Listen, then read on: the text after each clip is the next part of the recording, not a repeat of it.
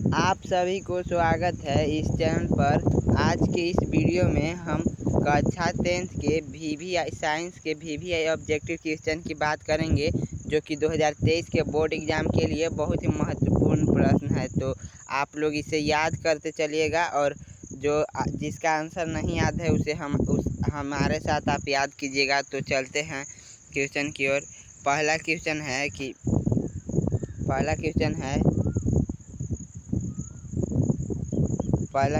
किसी उत्तल लेंस की फोकस दूरी हमेशा होती है।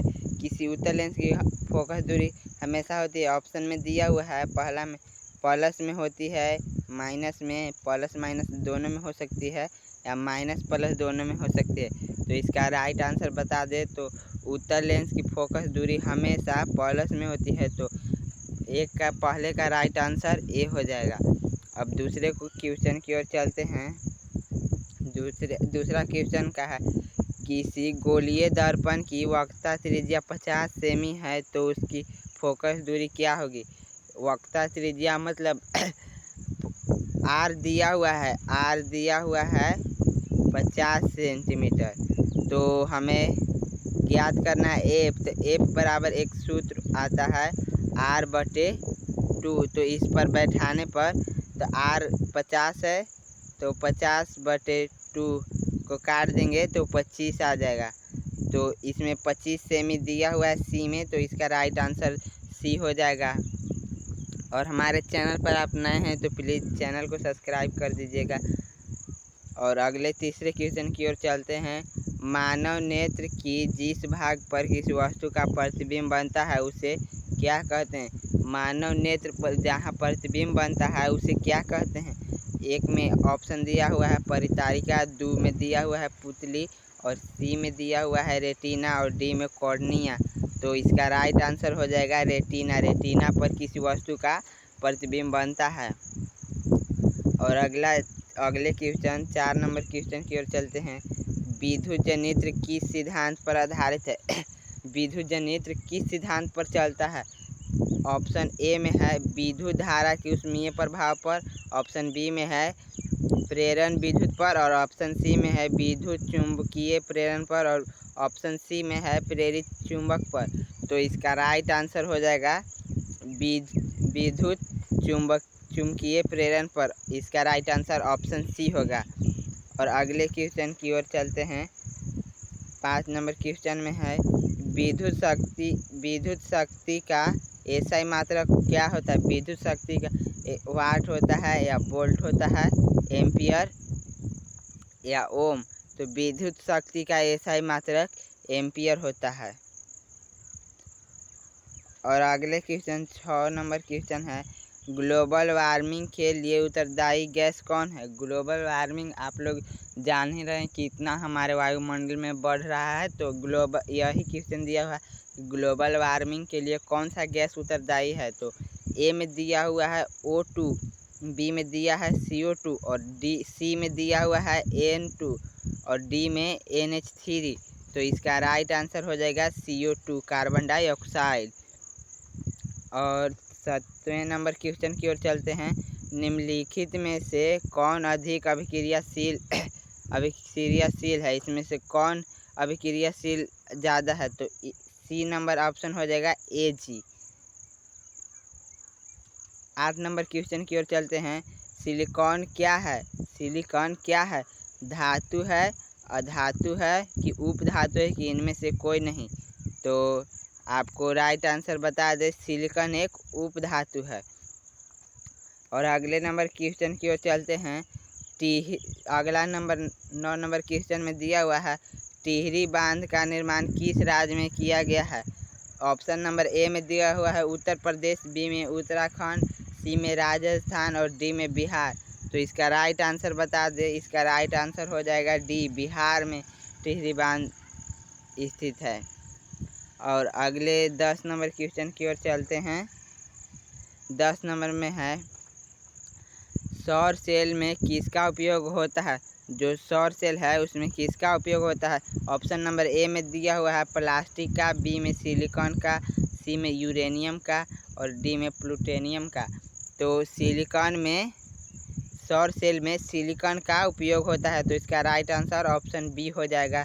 और आप लोग हमारे चैनल पर नए हैं तो प्लीज़ चैनल को सब्सक्राइब कर लीजिएगा और अपने दोस्तों के साथ भी शेयर कर लीजिएगा।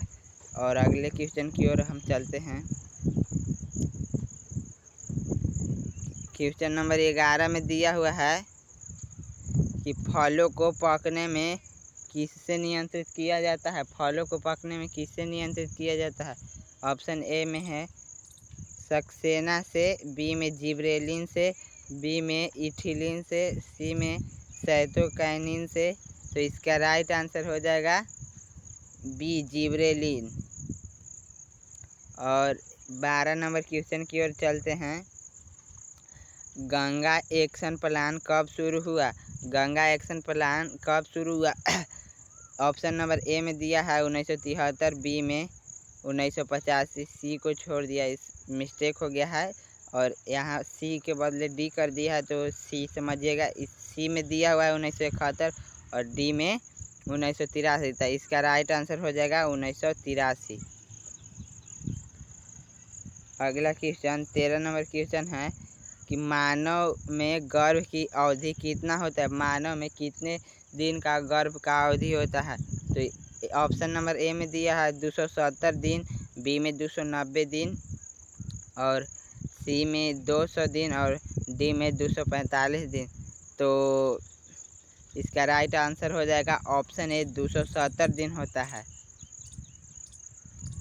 14 नंबर क्वेश्चन में है जनन संचारित रोग कौन है। इसमें से कौन जनन संचारित रोग है। एड्स है, मलेरिया है, सिफिलिस है या खांसी है। तो आप लोग का इसका राइट आंसर बता दें, एड्स है जो जनन संचारित रोग है। और अगला नंबर 15 नंबर क्वेश्चन की ओर चलते हैं।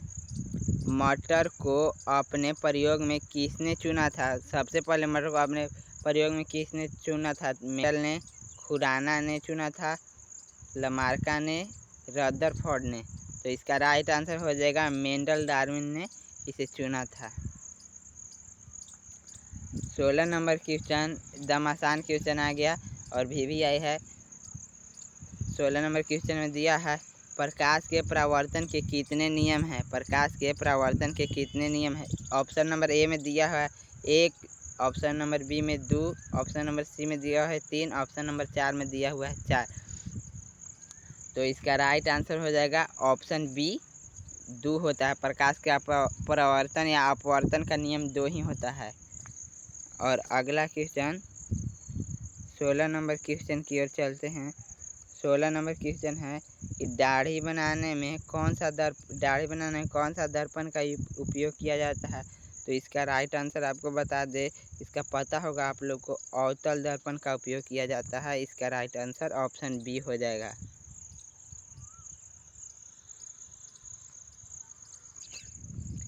अब 18 नंबर क्वेश्चन की ओर चलते हैं। 18 नंबर क्वेश्चन की चलने की ओर से पहले आपको हम बता दें, प्लीज़ आप लोग हमारे चैनल पर नए हैं तो चैनल को सब्सक्राइब कर दीजिए। आपका सब्सक्राइब करने में कितना लगता है, तो आप लोग समझदार हैं तो प्लीज़ सब्सक्राइब कर दीजिएगा। अगला क्वेश्चन है निकट दृष्टि दोष के उपचार। निकट दृष्टि को उपचार करने के लिए कौन सा लेंस का उपयोग किया जाता है। जो हमारे नेत्र में निकट दृष्टि दोष हो जाता है तो उसे उपचार करने के लिए कौन सा लेंस का उपयोग किया जाता है। ऑप्शन नंबर ए में दिया हुआ है उत्तल लेंस, ऑप्शन नंबर बी में दिया हुआ है अवतल लेंस और ऑप्शन नंबर सी में दिया हुआ है समतल लेंस और ऑप्शन नंबर डी में दिया हुआ है लंबकोणीय लेंस। तो इसका राइट आंसर हो जाएगा अवतल लेंस का उपयोग किया जाता है। अब 19 नंबर क्वेश्चन की ओर चल लेते हैं।